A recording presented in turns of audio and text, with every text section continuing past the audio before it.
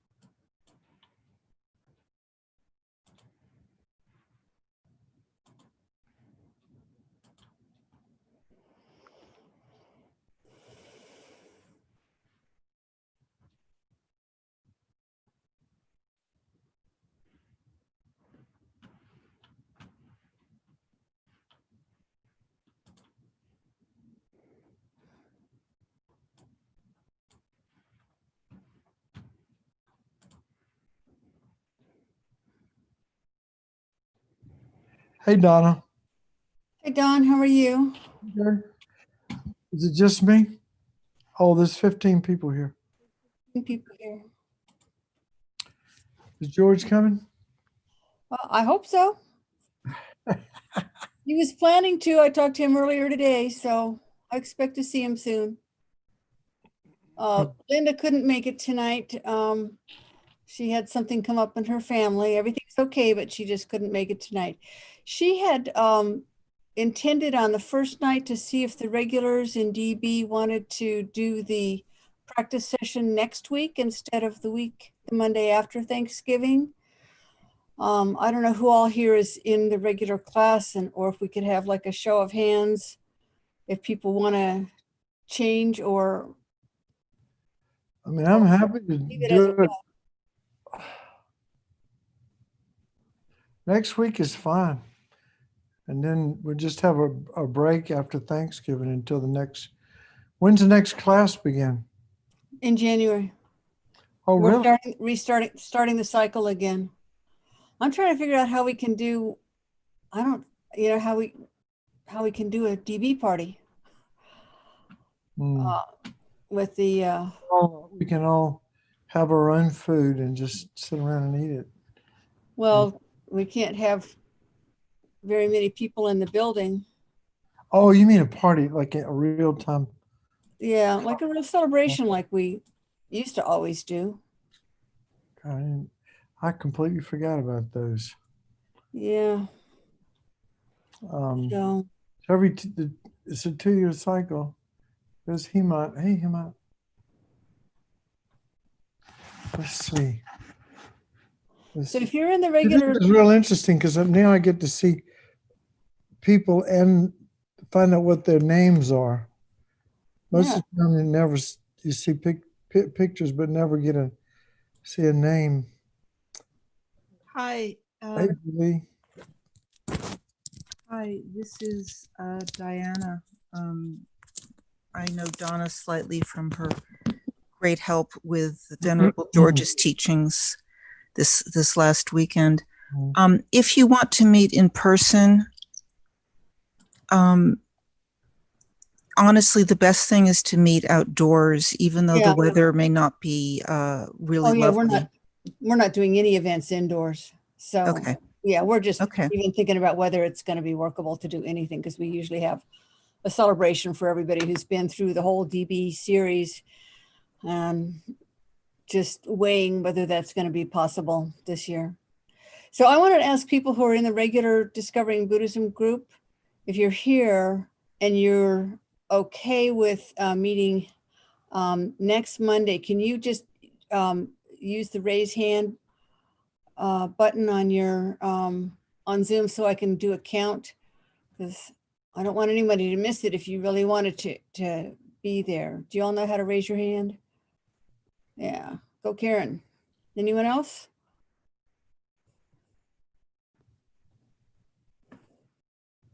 Okay, if you don't, okay, Karen, I'm going to put your hand down. How do you raise your hand, Donna? If it's down at the bottom of your screen. It says reaction. Reactions, I think. Is that it? Yeah, I see Oh, it. yeah, Venerable George is here, so we'll just. Let's give him a hand applause. I just gave him an applause.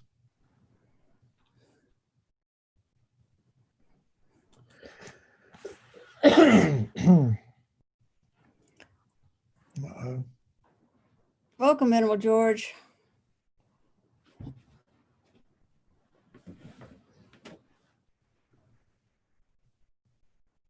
Oh,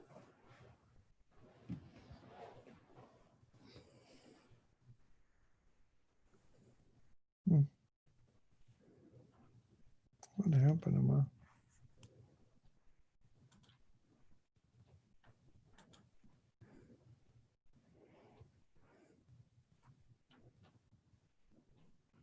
Vajra teaching, very short.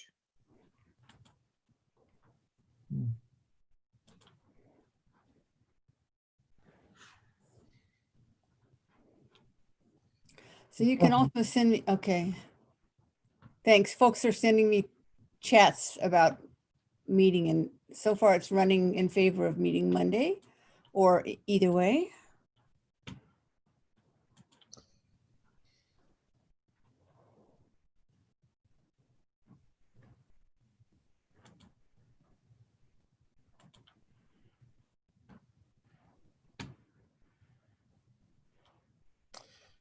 So And we will send out an email and watch we'll change the calendar. It's looking like it's running good for next Monday. So usual time, 7 o'clock. okay. Good evening, Venerable George. Hello, George. Venerable. Good evening. Yeah, he's a technophile. He knows how to work these gadgets. I don't know anything. Let's see. What do we need? More light here. So, sorry I'm late. I laid down and fell asleep. I just noticed at the last minute it was time. Sorry. So, how was everyone? Mr. Brown? Everyone there? Yeah, I'm doing good, George. Okay. How are you? I'm okay. So here we are. I guess it's okay to start. Yes, go ahead. Thank Okay. you. So sorry for the delay. Let's begin with a little meditation. And once you sit comfortably, spine straight, erect.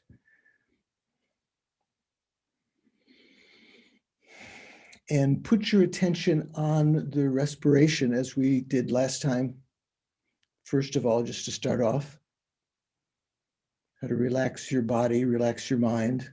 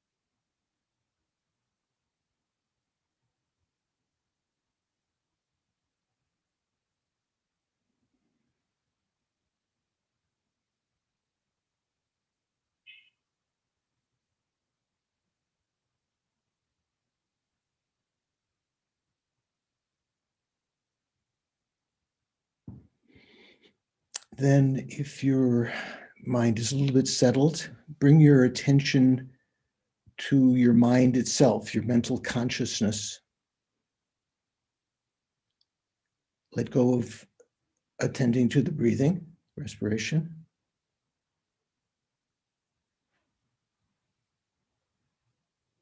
Just watch the contents of your mind and see if you can glimpse some moments of quiet and clarity there. If you can, try to hold on to that.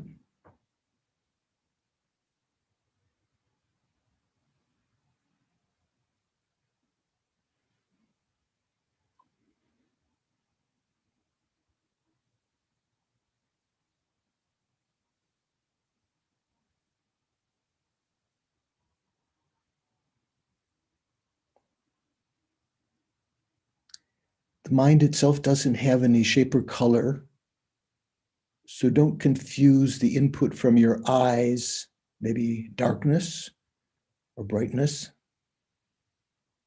with the mind.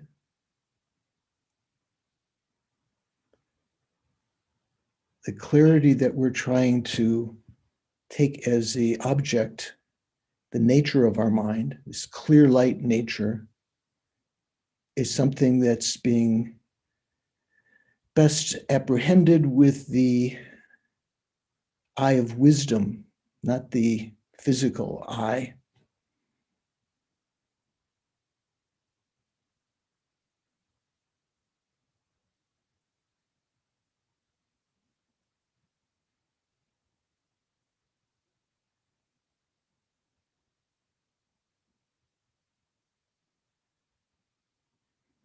Let go of your sense of the body that's arising within the clarity of your mind.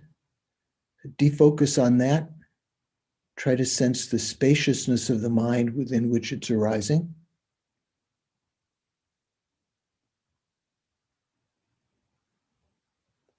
Let go of your sense of self, identity. That too is appearing to your mental consciousness.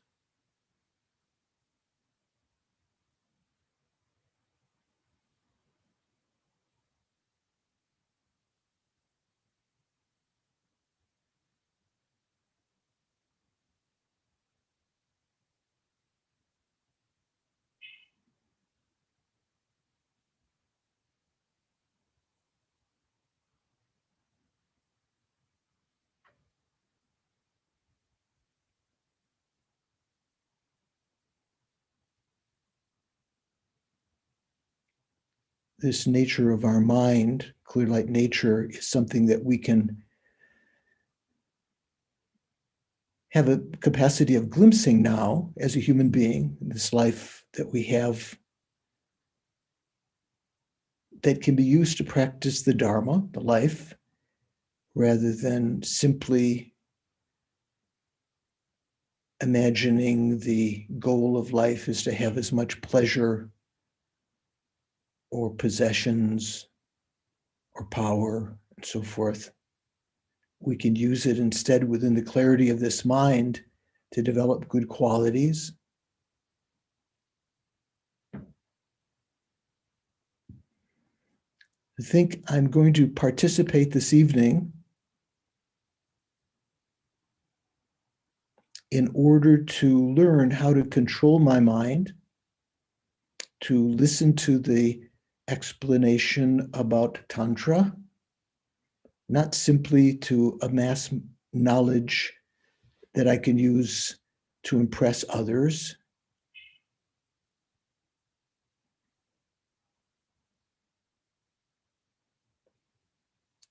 but understanding the plight of all living beings like us, caught in cyclic existence, recurrent taking of rebirth again and again without control,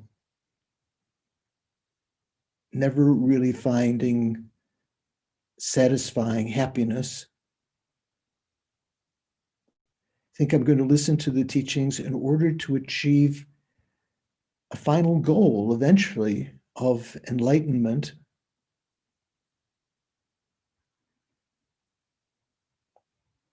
not for myself alone, but from which state I can benefit all living beings.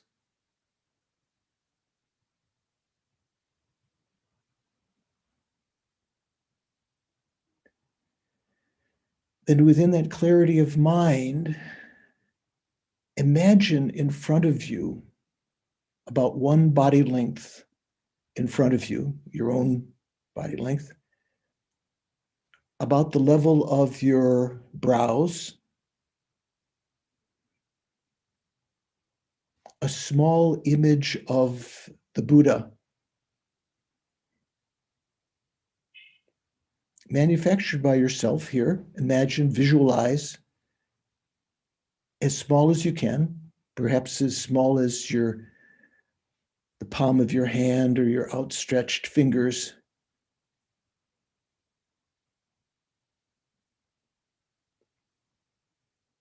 Seated on a throne supported by snow lions, upon which is a lotus. The petals of a lotus that represent the understanding of renunciation, like a lotus that grows within muddy waters, even a pond of mud, but is, when its leaves open, they are unstained by the mud, upon which is a cushion, golden cushion, like a sun that represents wisdom, and upon which is a white circular cushion that represents, that like the moon, represents the realization of compassion and bodhicitta. Upon that is seated cross-legged Buddha Shakyamuni, who's dressed in the robes of a fully ordained monk, saffron robes. His left hand is seated in his lap, and the palm upturned is holding a monk's begging bowl, within which there is nectar, representing his ability to bring realizations and overcome disturbing states of mind. His right hand is over his right knee,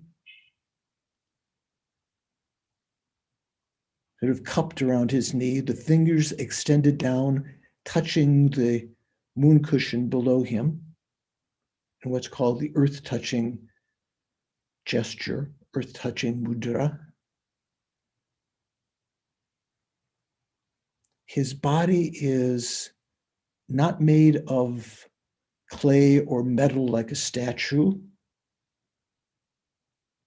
is not made of flesh and blood like an ordinary human, but is an emanation of light projected by his mind. His face is relaxed and smiling, looking upon us with compassion.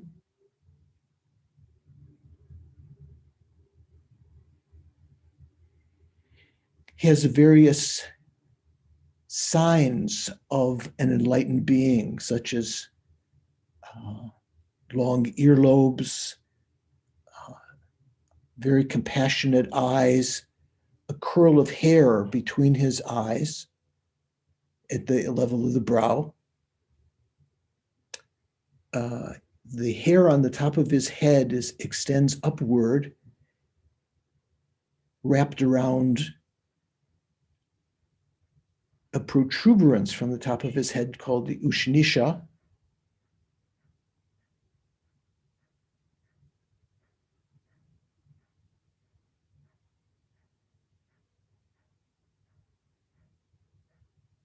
See if you can scan like that, cross-legged,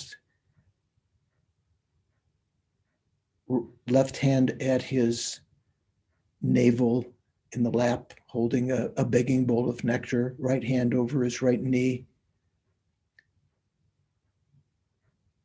The body is transparent, an emanation of light,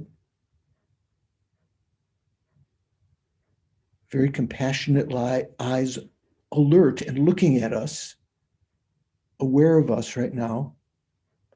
Curl of hair between the brows,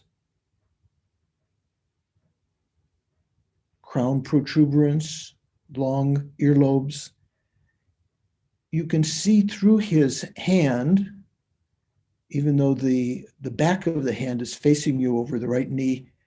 On the inside, in the palm of the hand, is in both hands and in the soles of the feet are images of a Dharma wheel, Dharma chakra.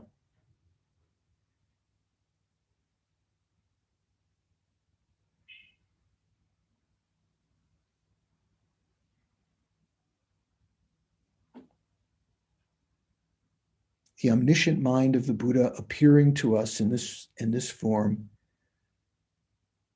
Imagine from his heart, light streams out toward you, golden light, bathing you in blessings.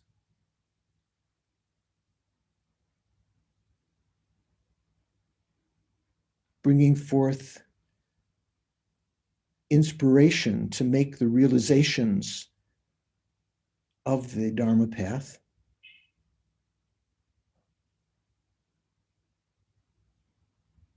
Soothing your mind.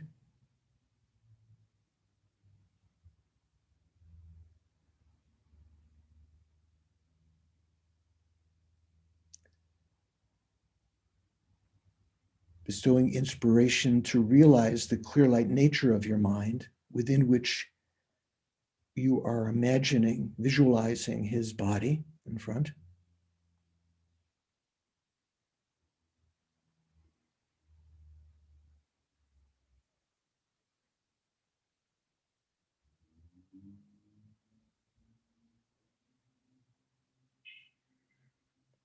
Then imagine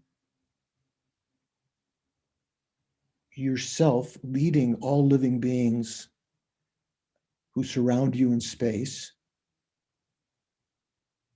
in honoring the Buddha by reciting his sacred syllables, the mantra of Shakyamuni Buddha. Om Muni Muni Maha Munaye Svaha.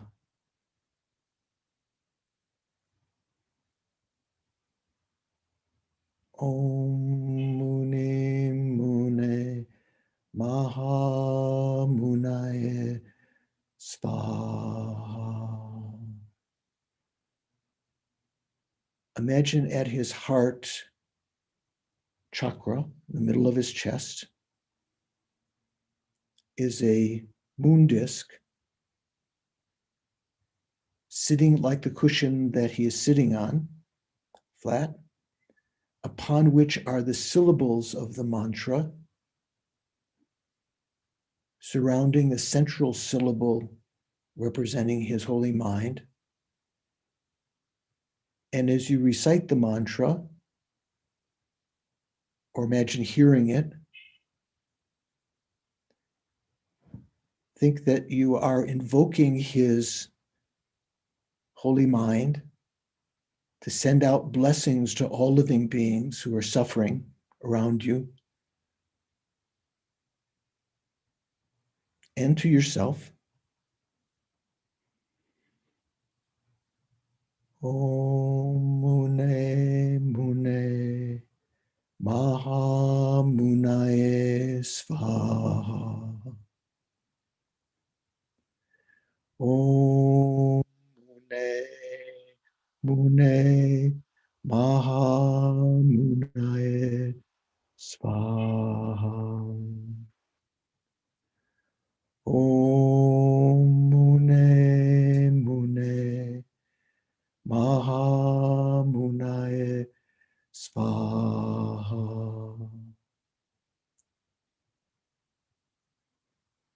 Imagine that light from his heart radiating out to you and all living beings, filling your body and mind with blessings, alleviating fears and apprehensions, pain, sickness, not only in your own continuum, but in the continuum of all the beings around us, perhaps bewildered at this time, especially in the United States with the fear of the election results and anger at one another.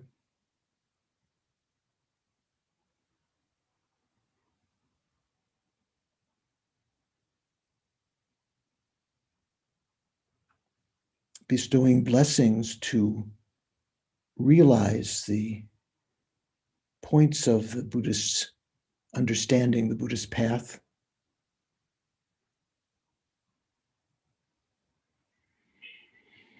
And imagine the Buddha being very pleased with you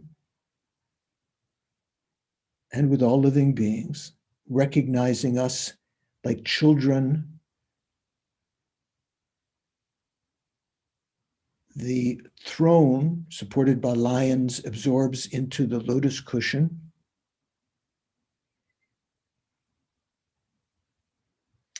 And the Buddha that you visualize in front, imagine coming to the crown of your head and facing the same way you're facing. So you're turning around. First he's facing you, now facing the same direction you're facing.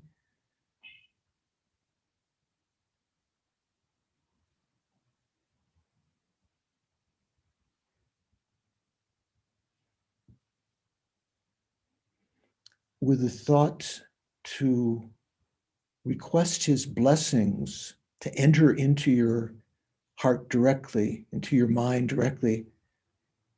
Imagine that he, just the size of a thumb, even if it's larger, imagine just diminishing to the size of your thumb on the crown of your head, and without any obstruction, descending through the opening at the crown of your head, it's called the crown aperture,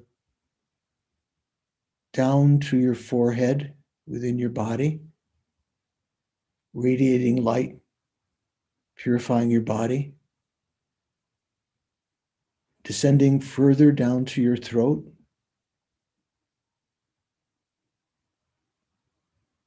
radiating light, purifying your speech,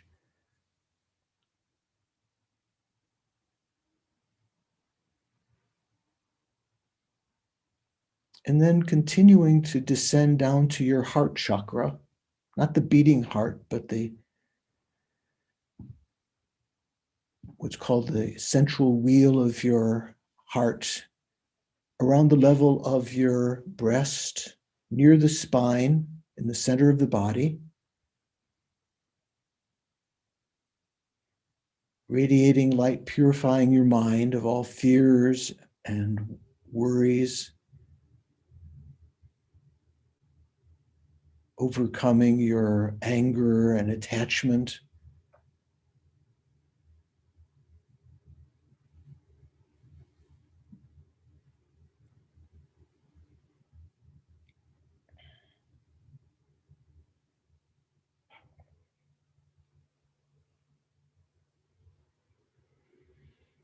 Let go of your own ego and imagine unifying your mind with the presence of the Buddha's mind, the omniscient, compassionate,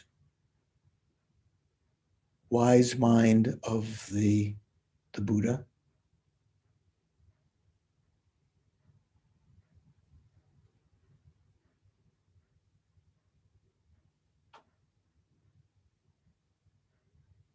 Again, absorb into the clear light of your unified mind, your old body disappearing, your ordinary sense of yourself and mind, dissolving into spaciousness.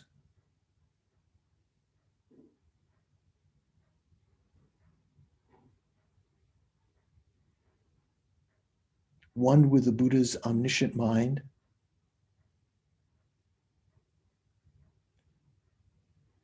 And then you yourself reappear on your meditation cushion in the form of Buddha Shakyamuni, radiant body, an emanation of your mind, not flesh and blood, but just like a rainbow, transparent,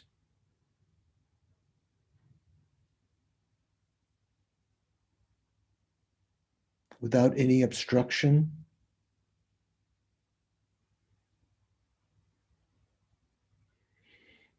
And as you recite the mantra again, imagine from your heart, you yourself, out of compassion for all living beings around, those in the hell realms, the animal realms, the spirit realms, the humans, gods, and jealous gods. Imagine that the light touches them, bringing them relief from their suffering and the blessings of realizing the nature of all phenomena, what we call the emptiness of all phenomena.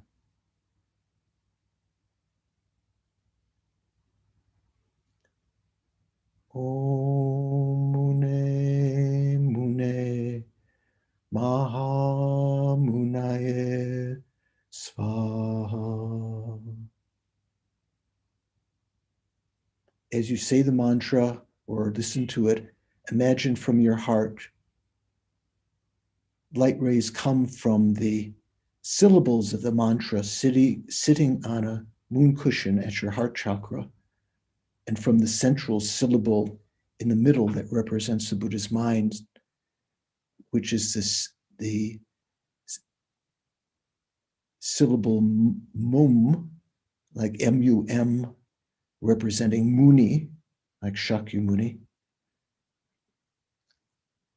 That light represents your mind reaching out of compassion to touch all living beings, removing their suffering. Om Mune Mune Maha Munaye Svaha. Om Mune Mune Maha Munaye Svaha. Om Mune Mune Maha Munaye Svaha.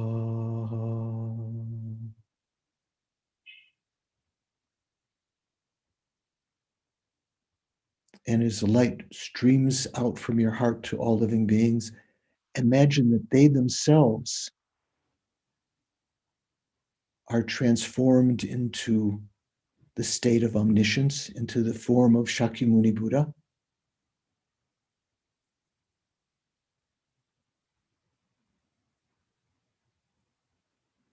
The culmination of your practice of the Buddhist path, leading all living beings into enlightenment,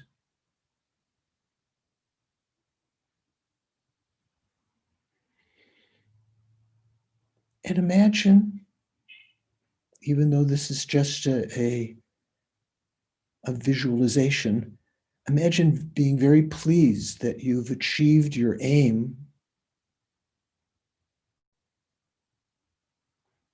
of leading sentient beings out of suffering into enlightenment.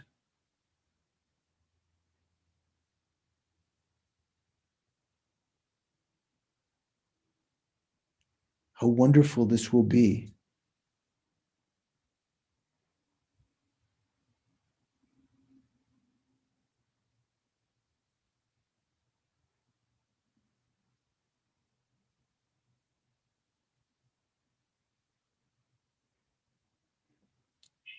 And then slowly relax. Bring your attention back to the present.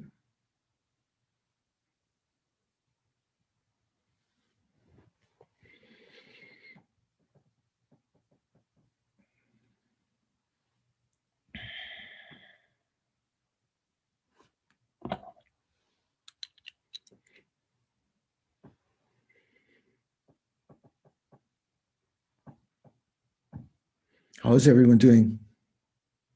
You okay? Okay.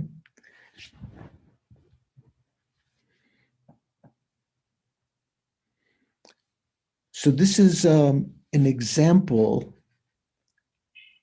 of how we can utilize the practice of Tantra. You may remember last week I mentioned that generally you cannot visualize yourself as a meditational deity in Tantra unless you've received the empowerment of that practice. But there is an exception, and that exception is Buddha himself, Buddha Shakyamuni himself, which we've just sort of tried to experience. If you found that useful, but you weren't quite clear on what the Buddha's body looks like, you can search the web for a picture of the Buddha Shakyamuni in that what's called the earth-touching gesture. His left hand is at his navel. Let me put the camera down low so you see what I'm talking about. Left hand at his waist, facing upward, and within that is a begging bowl. And let's see, my Yeti thermos cup here, filled with nectar. And his right hand is touching his right knee. Can I do that? Can you see? And the fingers extending downward, touching the cushion below him. That's what's called the earth-touching mudra, earth-touching gesture. Dressed in the robes of a monk, his body transparent, long earlobes, a curl of hair here, a protuberance above his head called the Ushnisha, and his hair wound around that. So when if you're meditating on the stages of the path, on the Lanrim, in order to receive inspiration, you can imagine like that, Buddha in front of you, about the level of your brow, about one body length in front. Doesn't have to be exact. It can be the size of the palm of your hand, like the Buddha sitting, the body about that size. The smaller, the better. If it can be even as small as your thumb or smaller, that requires a lot of concentration. The reason for being at your brow level is that if it's higher than that, the mind can be a little bit distracted. If it's lower than that, there's the tendency of the mind sinking a little. So it's good to be about that level. Radiant light, and request blessings when you're meditating on the stages of the path to make realizations of the path. And you can do so by reciting that mantra. There's longer mantra that begins with Tadyata. Tadyata means it is thus. Tadyata Om Mune Mune Maha Munaye, and then at the end Svaha, which is kind of like, which means may it be thus. It's a little bit like Amen, right? At the end. So you can find those details. Perhaps Donna has access to that meditation that is I think is an FPMT booklet that one can find, the meditation on Shakyamuni Buddha. So I thought we'd begin that way today in talking about Tantra. And before I go any further, let me ask if you have any questions. If you have any questions, you can put up your hand or send a message to Donna or to Don Brown. Don Brown may be off making dinner. I'm not sure. I just see his name there. Don, are you there? Okay. So anyone have any questions?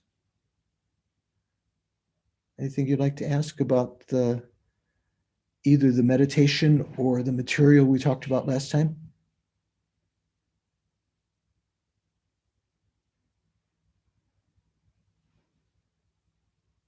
Someone's still looking at his notes. You can, okay. Looks like there's no questions. Or you can ask later if there is something. Diana has a question. Okay, there we go. I may have missed this when my computer was hiccuping. Oh, But is it? why is it that a person who has not received empowerments to do Vajrayana practice can still do this with Shakyamuni Buddha as the form of the deity? Because it's renowned in the scriptures that the Buddha gave permission to do that. I remember many years ago when I was in England studying and teaching, this was explained to us, and it's come up in other circumstances, also the Dalai Lama's teachings and others. Generally, as we talked about last time in Vajrayana, you can visualize deities in front of you and recite their mantra, as we did at the beginning. But in coming into your heart and imagining unifying yourself with them, even that is legitimate. But to reimagine yourself as arising as the deity generally is only allowed when you have received an actual empowerment, like we mentioned last time, into the practice of that deity. The only exception is Buddha Shakyamuni. Buddha Shakyamuni is the name of the Buddha who lived 2,500 years ago, right? He was born to a family, a clan called the Shakya clan. And as a young child, during the plowing ceremony in May, when the king would take the golden plow out and plow the land for the first time to symbolize the beginning of the planting season for the people. Do we still have something like that? Things like that in the world today? I don't know, maybe some countries. His son, who was just a young boy at that time, sat under a tree, and all during the day, while the ceremony was going on, sat in meditation. And the people were amazed and referred to him as a sage. A muni, M-U-N-I, in Sanskrit refers to someone who has great control, like a sage, someone who's sagacious, right, wise. So he became known as the Muni of the Shakya clan, or in short, Shakyamuni. So that's his personal name. Other Buddhas, not all Buddhas are called Shakyamuni. That's refers to that particular historical Buddha. So it's said that he gave permission to not only visualize him and say his mantra, but that you could imagine yourself becoming Buddha. And that gives us a little bit of an idea of, kind of practicing what the resultant state would be like to become a Buddha. Don Brown mentioned, I believe, in his first talks, that the tantric path is sometimes referred to as the resultant path, as opposed to the path, the general path of sutra, which is called the causal path, because you're creating the causes to become a Buddha. And in Tantra, you imagine the result of Buddhahood here and now in the various practices, imagining yourself as the Buddha, using that as a focal object for your concentration. And out of a kind of a divine sense of pride, not ordinary pride, but self-identification with the deity, it's called divine pride, imagining engaging in the activities of an enlightened being, sending out inspiration, teachings, imagine emanating from your body and rays of light, little emanations of yourself that comes to, in the presence of all living beings, gives them teachings, leads them on the path, teaches them how to purify negativities, how to create merit, eventually giving them tantric empowerments and leading them into enlightenment.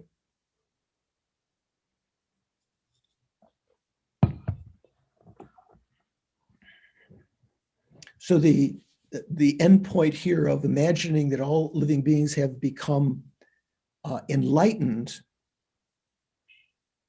at your instigation, sending out light rays, inspiration, leading them, and them becoming Buddha, and feeling satisfaction at the end, rejoicing in that,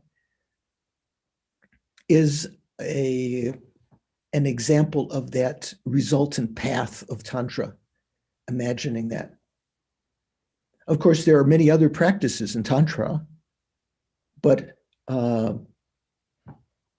your teacher, Don Brown, had mentioned that he wanted to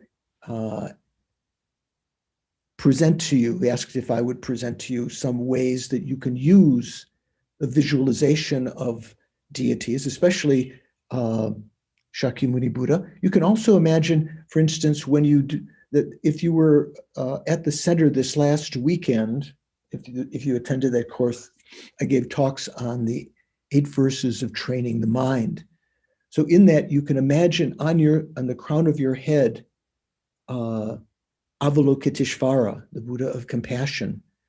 And as you recite each of the verses, you can imagine white light coming down from his body, white light and nectar into your body, purifying all of the hindrances in your mind to developing compassion for others and the courage to work for their benefit. And then subsequently, after being purified by that nectar, golden colored light and nectar comes down and brings inspiration to make the realizations. So that can be integrated into all of your practices when you do meditation on the various stages. You may have learned in your Discovering Buddhism course, if you're meditating on death and impermanence, or the shortcomings, the faults of cyclic existence, the suffering nature of cyclic existence, and some points are difficult to really feel, to get a taste for. Imagine being purified of the obstructions in your mind by calling forth the Buddha, imagined on the crown of your head, and first being purified of those obstructions, and then subsequently golden colored light coming and nectar coming, filling your body and mind, bringing you inspiration to actually make the realizations once the obstructions are gone. Like first cleaning out before you have your expensive coffee, which you've paid so much for, you first clean out the cup that you're going to make it in so that it's not defiled with any other tastes. And then you pour in the coffee, you know? So like that, first purifying yourself of obstructions and then receiving inspiration to make the realizations. Okay? Thank you. So does anyone else have something they'd like to ask? Yes, I think, is it Karen? And did I? Yeah, I had to unmute myself. So I think you may have answered it. I was trying to follow that explanation, but what is the difference or advantage of imagining ourselves as Shakyamuni Buddha as opposed to just imagining ourselves as like generic Buddha, like we become a Buddha and imagining that? I'm just asking that because before Buddhism, I used to try to, like the meditation I was taught was to try to imagine our divine qualities, and grow those and focus on those. And so it kind of seems like the same thing, except in this meditation, we're actually imagining we are Shakyamuni Buddha. And I'm wanting to know like why. And I think maybe you answered it that we're inspired by him, but maybe there's something more to it that I'm missing. Well, there are different reasons for that. One of which is that the Buddha gave permission, even without empowerment, to visualize yourself in his form. It's like as though, in one way, empowerment into the practice, a tantric practice, is kind of like a permission to practice that. And so the Buddha, with his omniscient mind, gave permission for it to visualize yourself in that way. But one shouldn't think that any of the tantric deities that one might visualize are one particular mind stream. The omniscient mind of a Buddha is able to appear in any form that is useful for sentient beings.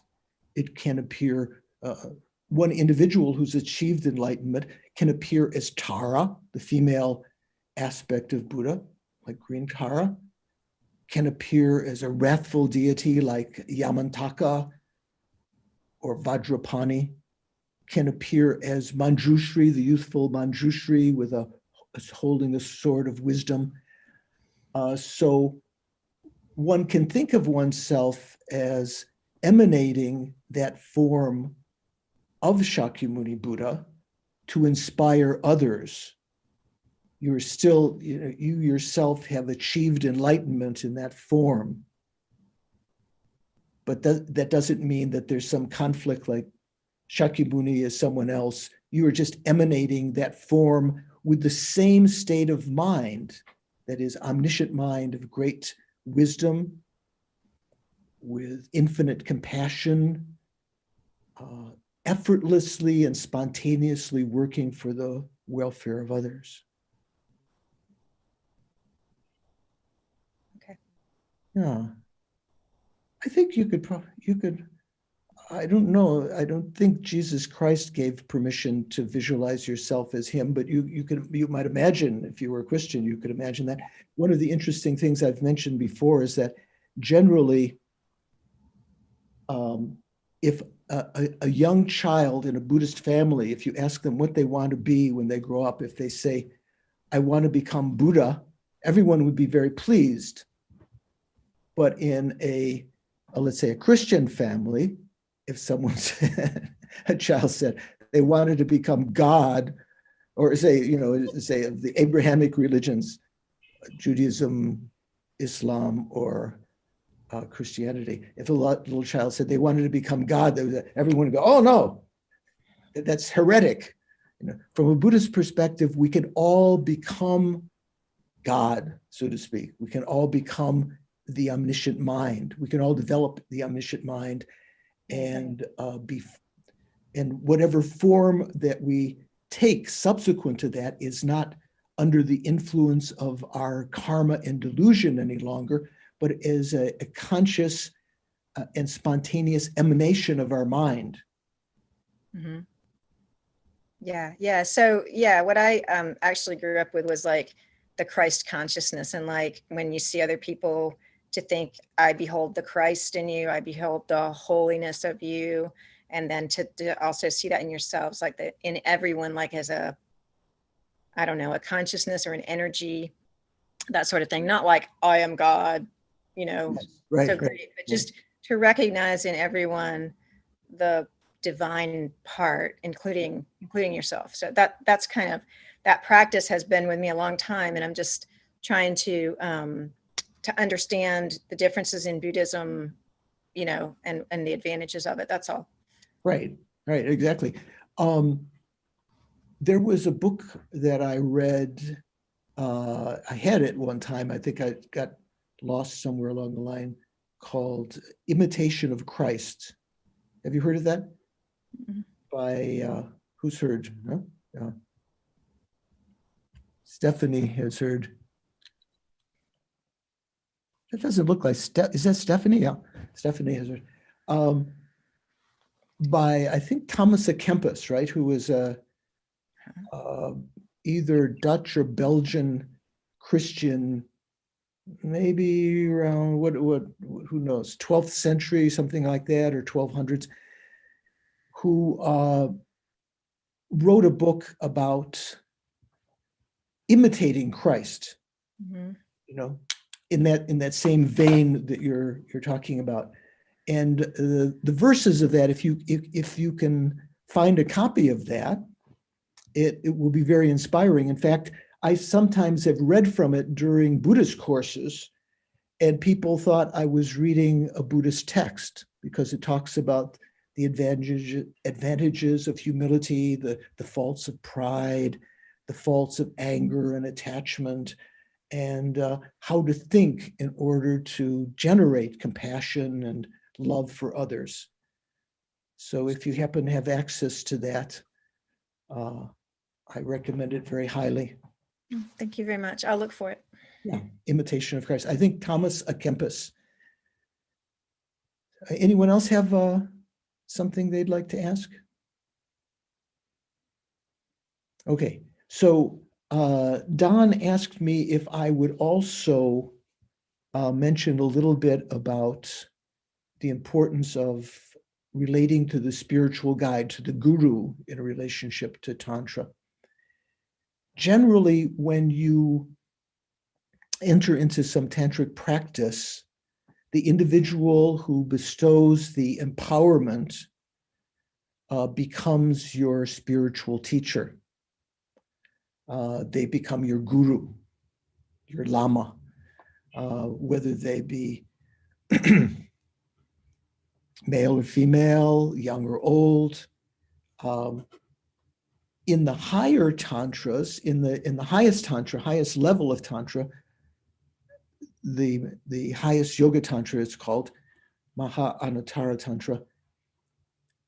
That guru and you have a very sensitive karmic relationship, that you have an obligation to recognize them as an emanation of Buddha.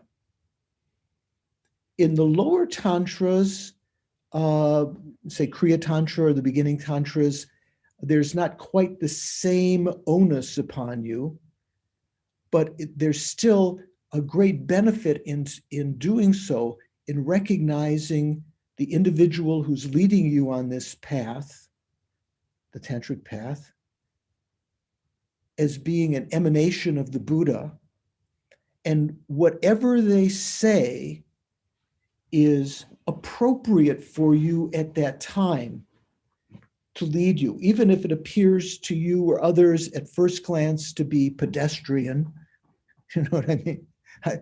I ran across that word today and preparing for the weekend seminar this coming weekend on the Heart Sutra. So one author was saying, "Oh, so this one commentary is quite pedestrian," you know, so like nothing special. Even if you think of your teacher as having faults, they have warts on their face, or they make verbal mistakes. Once you've accepted someone as your guide, your spiritual guide, it's to your advantage to recognize them as an emanation of the Buddha appearing in this way for you, according to your karma, according to your needs. And it's through the practice of devoting oneself to that teacher, imagining all of the Buddhas as emanations of your teacher, or in other words, your teacher is an emanation of all of the Buddhas. You might wonder sometime, you might complain, the Buddha has so much compassion, has all this power. I don't believe it, because if he did, or if she did, they would appear right here, right now before me. Come on, show me. If you're so good, if you're omniscient, right? Well, who knows? The Buddhas may be appearing, but you don't perceive them. We don't have the karma right now to perceive the pristine appearance of the classic Buddha, Shakyamuni Buddha. Even at that time, although many of the disciples in his presence perceived, like a radiating light body with an aura around him. There were some who didn't have faith in the Buddha, and they didn't see that at all. To them, it just looked like some guy, maybe like a TV evangelist or a fake Buddhist teacher or something. And they saw faults in him, but they were not seeing the actual Buddha. Their minds, under the influence of delusions, karma, they were superimposing upon him faults that were not really there. So when you have that kind of relationship with a teacher, you try to practice in that way, to see them as first of all, even in the sutra path, when you don't talk about Tantra, you try to see your guru as a representative of the Buddha, through interaction with whom you receive the teachings of the actual Buddha in the sutra path. In the tantric path, you don't see them simply as a representative of the Buddha, but an actual emanation of the Buddha. And so you try to understand what appears to you or others as, use the same word again, pedestrian, sort of faults, worldly faults, verbal mistakes. Maybe they have to blow their nose, or they have to cough, and whatever. You try to understand that as the appearance to your mind out of their kindness, because we don't have the karma to see them in that absolutely perfect form of an enlightened being.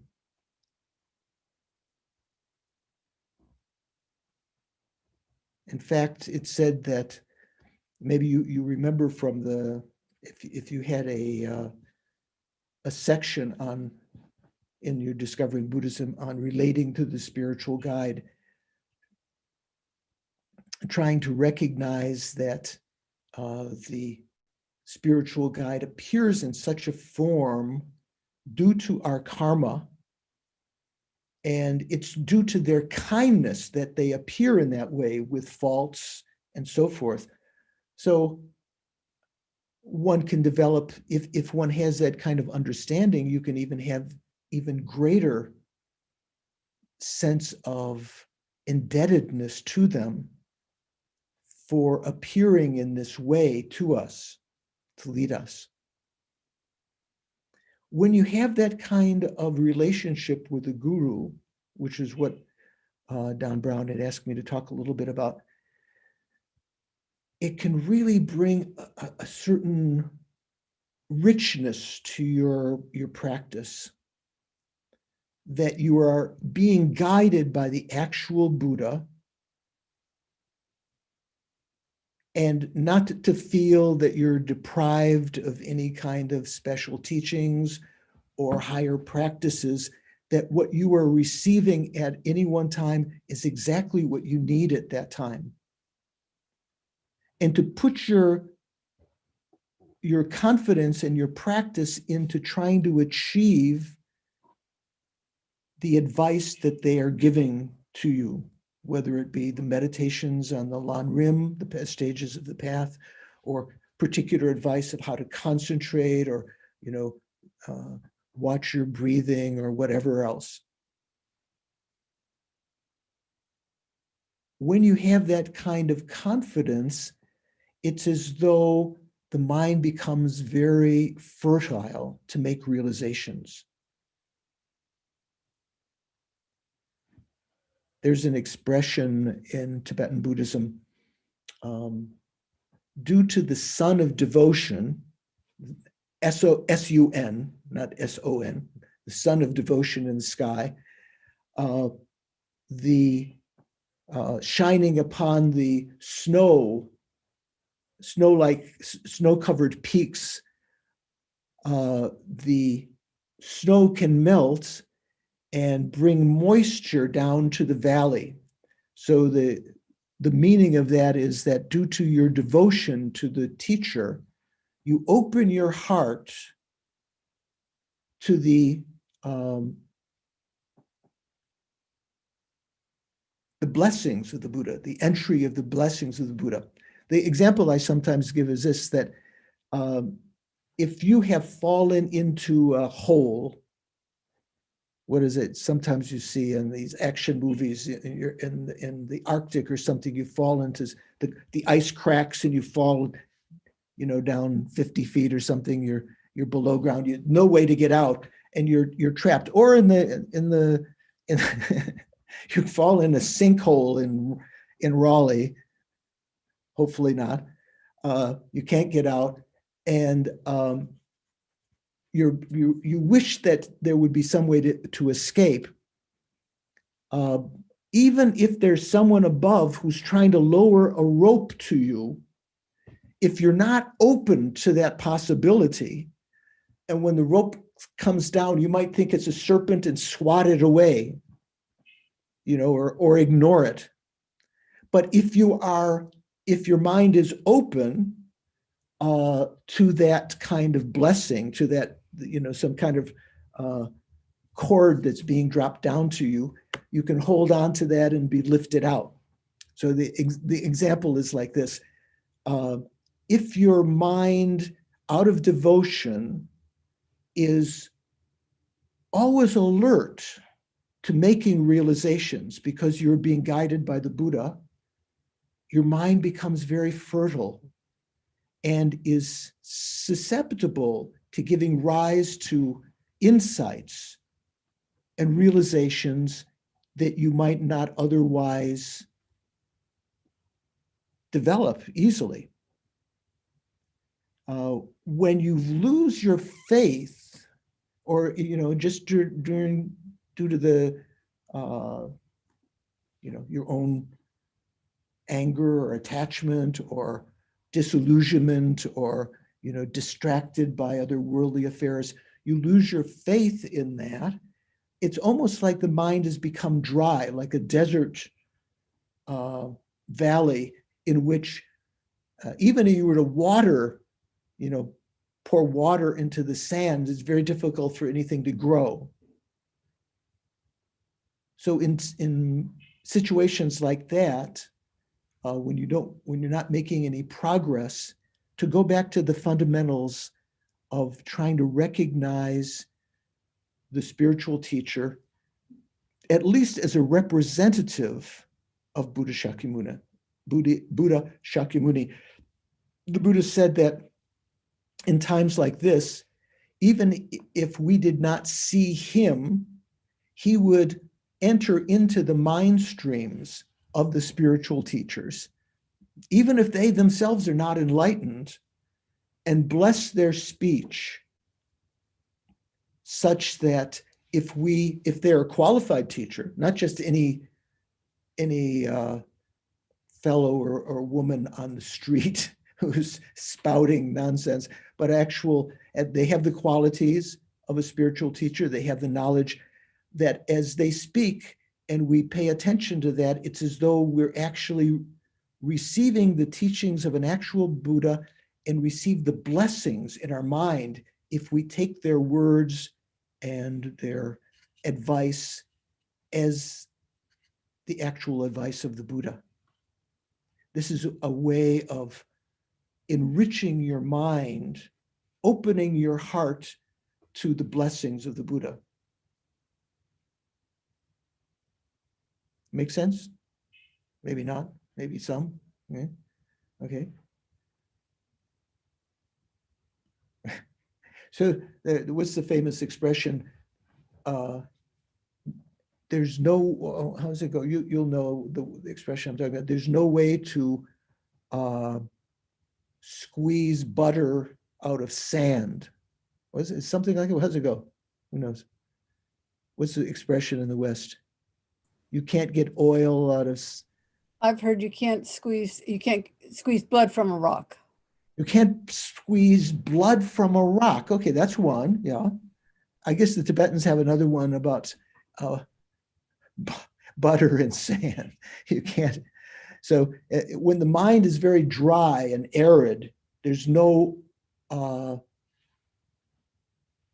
sense of faith or confidence that what you're doing is actually leading you into that spiritual path.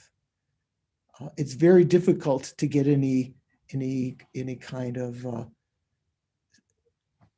sense of, well, butter.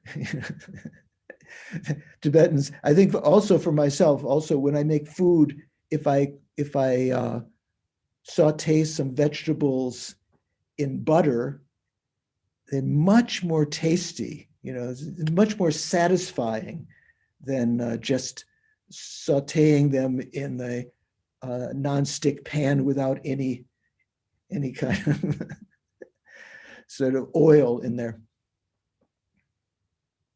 My teacher Lama Yeshe he told about the power of the mind. When he was at Serajay Monastery and didn't have very much food, didn't have butter to put in the tea. They would, usually the Tibetans would make a kind of buttered tea. Very, very satisfying.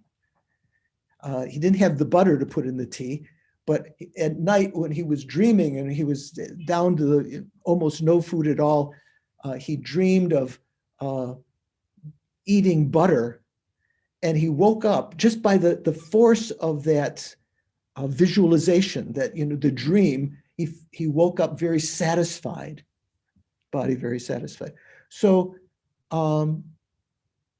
recognizing your spiritual guide, especially in the sense of Tantra, not only as a representative of the Buddha, but an actual emanation of the Buddha, is one of the special features of that practice that can help to bring about very quick realizations. Without that, if you start to lose that, it's almost like your mind becomes arid and very difficult for realizations to take root in your mind, to grow. Okay? So let me ask again if you have any questions or observations about that. Anything come to mind? Anything sound a bit fishy?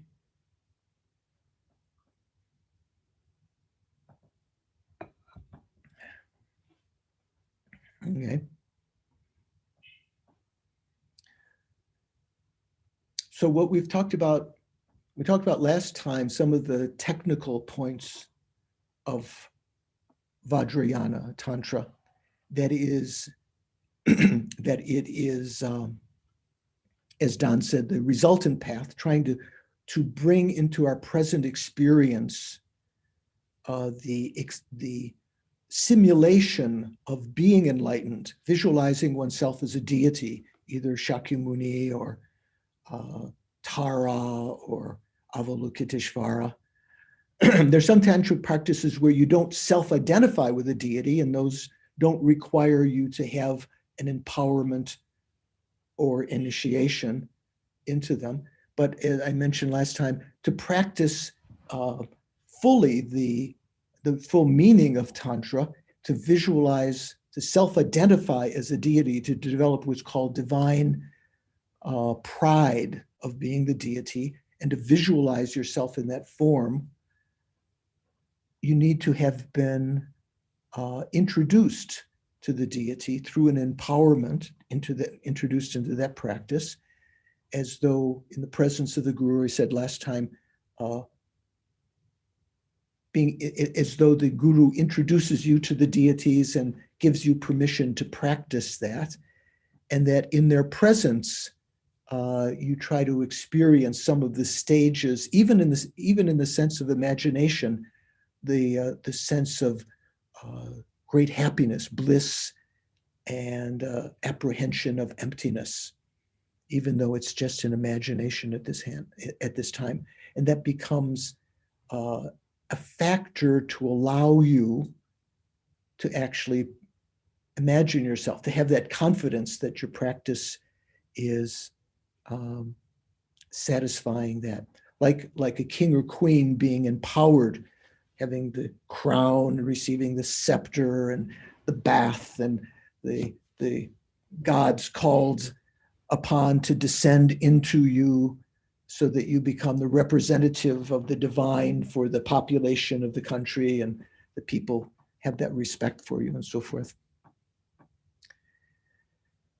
So once you've received an initiation, even in the lower tantras, there's an obligation to see your guru, at least as a representative, but in the higher tantras, to actually as an emanation of Buddha.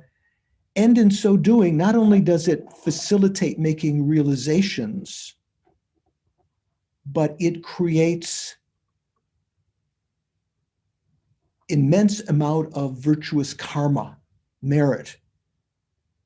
The great beings, the stories that we hear about of the great tantric adepts who saw their gurus as emanations of the Buddha, they were able to sometimes achieve enlightenment in one lifetime. Do you know the story of Naropa? Have you heard of Naropa? There's an institute out in Colorado called Naropa Institute. I think Chogyam Trungpa Rinpoche, one of the Khargyu Lamas, started many years ago. There's also many other institutes called Naropa. He was the name of a great Buddhist saint who was the kind of like the crown jewel of all of the scholars at, I'm not sure, I think it was Nalanda Monastery. It might have been one of the other two big monasteries in India at the time. And he even started studying Tantra, but had yet not made any great realizations. He knew, he had incredibly sharp mind, incredible intelligence, great knowledge, but he had not made the real deep realizations. And after one discourse that he gave, he was explaining about Tantra, and one lady appeared before him, looked old, and their teeth were gone and emaciated and screaming. And she said, do you understand the words that you were talking about? And he said, yes, of course. And she smiled. And then she said, have you realized the meaning of the words that you've been explaining to us? Do you have those realizations of the meditations you talked about? And he said, oh, kind of out of pride, he said, oh, yes. And she started crying and screaming and pulling her hair out. And she said, when you said you understood the words, you're telling me the truth. But when you said you understood the meanings, you were lying. She disappeared. And he realized that she was an actual emanation of the Buddhas, a Dakini, who was confronting him to practice authentically. And he began to search for a real tantric guru who could bring him, you could sort of like the oil in his mind, you know, the blessings to fertilize his mind. And he heard from the sky, he had some kind of understanding that his guru's name was Tilopa, perhaps from previous life.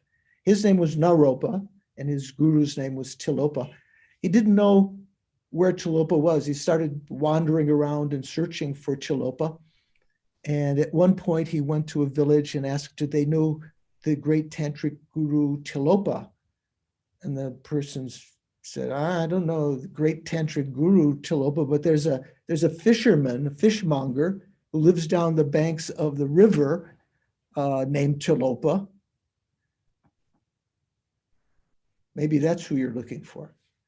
And somehow he had the understanding, maybe from studying guru devotion, even in the sutra sense, that the guru can appear in a very ordinary form. He went down and he felt, this is actually emanation of the Buddha. This is my guru. Tilopa was there with fish. He would bite off the heads of these fish that he'd caught that were still alive, and he tossed the carcass back into the water, which would spontaneously revive, have a new head, and swim off. And he went, whoa. This is my teacher.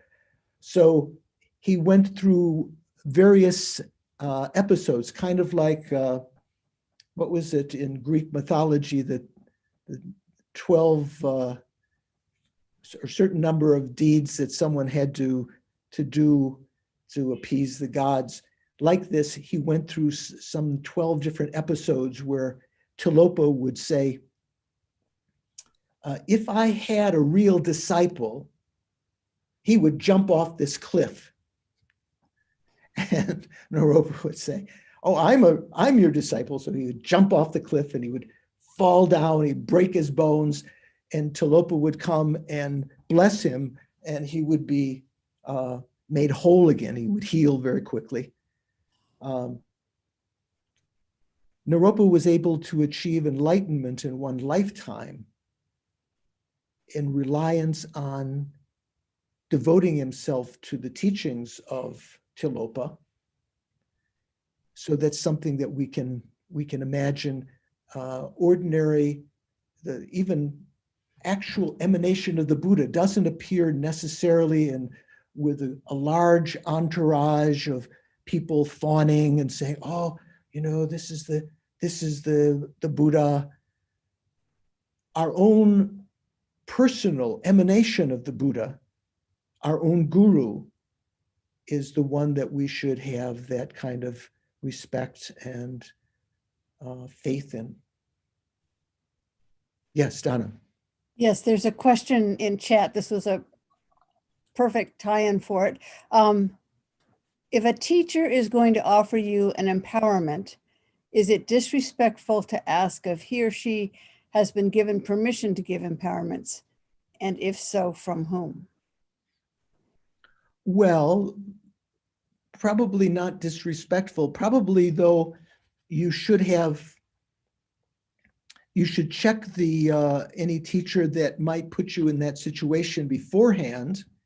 If someone just spontaneously says, I'm going to give you an initiation, unless it's your own teacher's teacher, like say, for instance, Geshe Gelik, the teacher at Kadampa Center, your guru, if he were to say, my teacher is going to give empowerment this weekend, and I suggest you take that, that would be fine. But if someone comes, or if you go to a center, or you see a newspaper article about someone giving an initiation and you don't know anything about them, that's probably not one to take. You should investigate them. Yeah, you don't have to ask them directly. You should find out whether they're qualified by understanding their credentials, perhaps even receiving more elementary teachings from them to weigh whether you have a kind of karmic relationship with them. As it was mentioned before, probably in your teachings, it's said in the Buddhist teachings that even if you have to check a spiritual guide for 12 years or 14 years before devoting yourself to them, in the sense of having them become your Tantra guru, it's worthwhile having that kind of deep search. Nowadays, there's some apps you can get on the web where you can have a person search, right? Find out if they have any court cases against them or parking tickets, or whether they are on if they have child support that's outstanding or something like that. I don't mean like that. I mean that you should check the teacher, their disciples, how the disciples act, and in their presence, you should see how their teachings fit with the Buddhist teachings, whether they inspire your mind, whether you have a karmic relationship with them. That may not satisfy that particular question, but that's more or less my response to that. Okay. So anyone else have another question?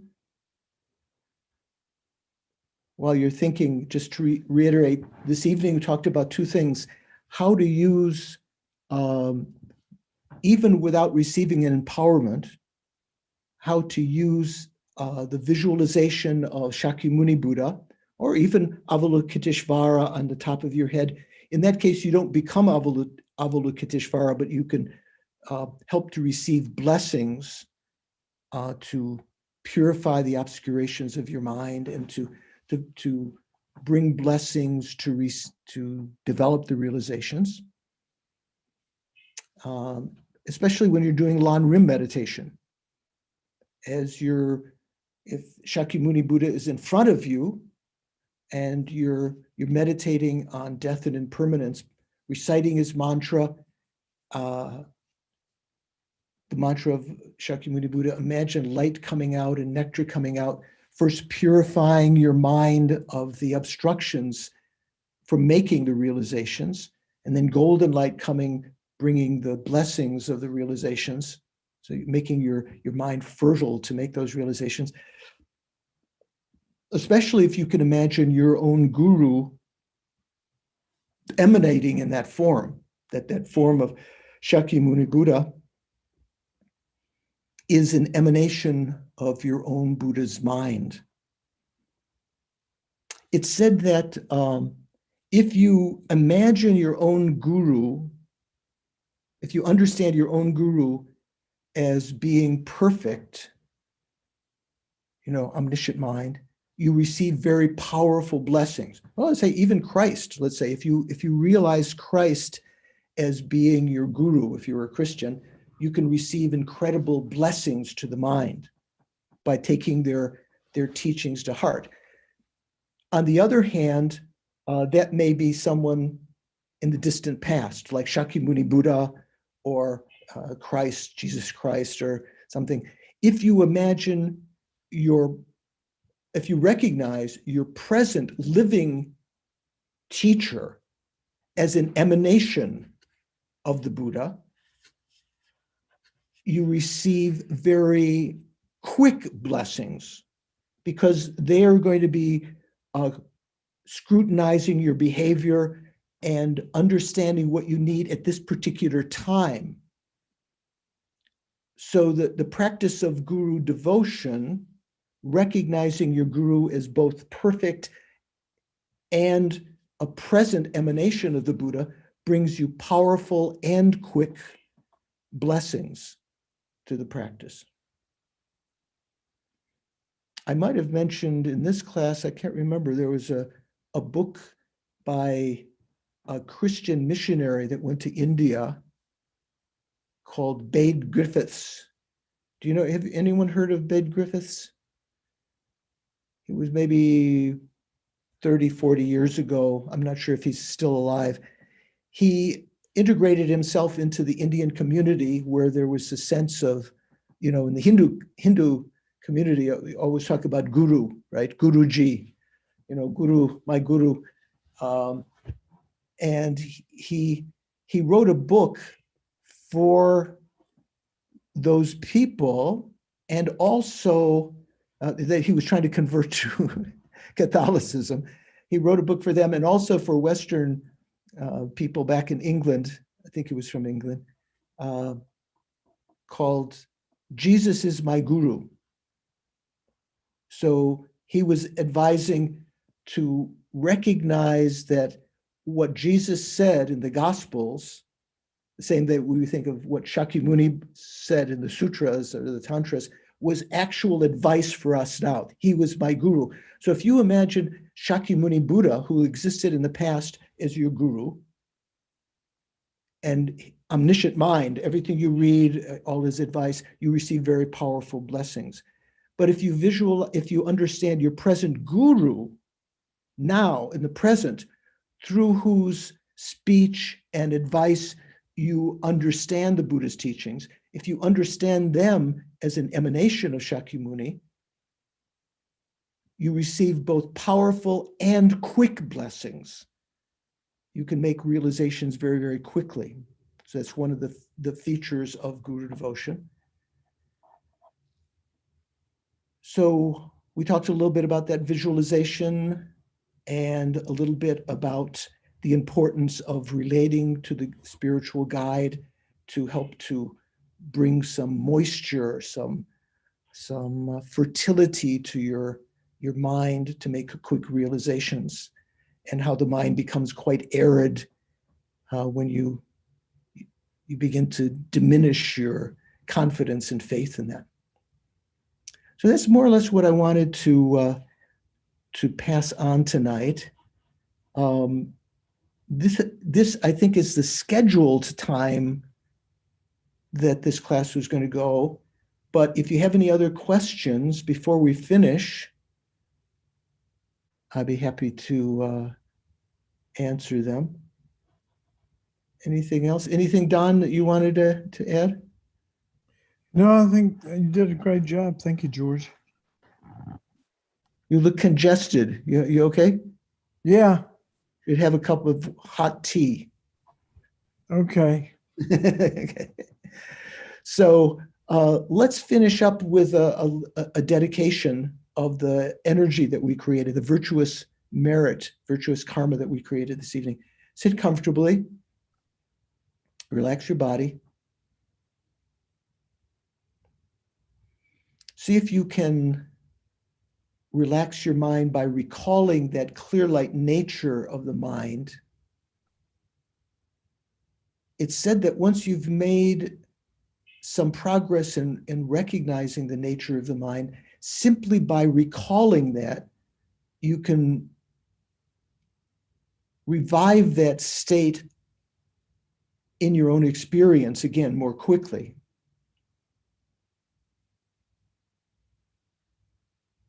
Let go of your body. That is to say, recognize that the appearance of your body to your mind is just an appearance to the mind. Within the clear light nature of your mind, that appearance is appearing. Defocus on that and try to sense the spaciousness of the mind within which the body is appearing. The sense of your self-identity, the ego, is just an appearance to the clear light nature of your mind. Let go of that. Again, refocusing on the spaciousness of the mind within which that ego is appearing. Defocus on the ego, let it disappear.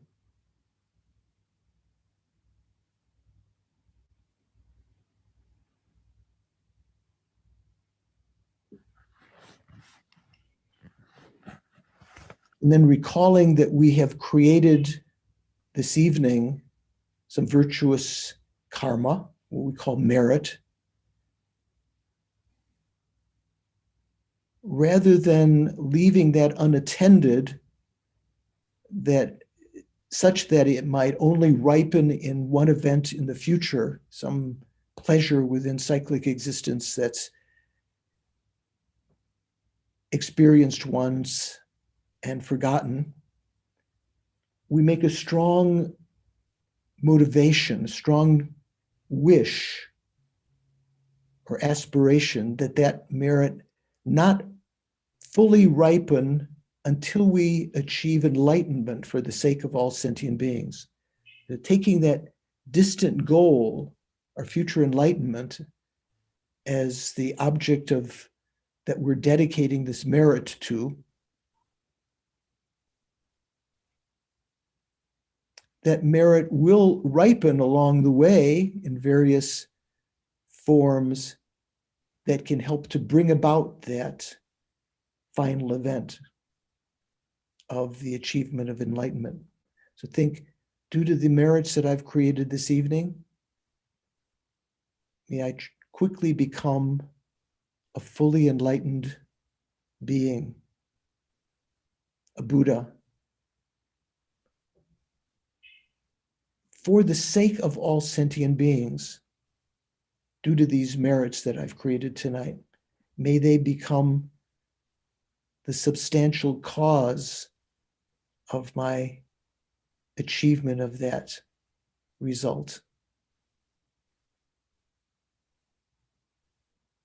And from that state of omniscience, I will be able to alleviate the suffering of all living beings perfectly. It doesn't mean immediately, otherwise the Buddhas would have immediately in the past alleviated our suffering. It means leading sentient beings sequentially in the teachings that they need, the experiences that they need, perfectly knowing the perfect methods to apply to lead sentient beings out of suffering into enlightenment.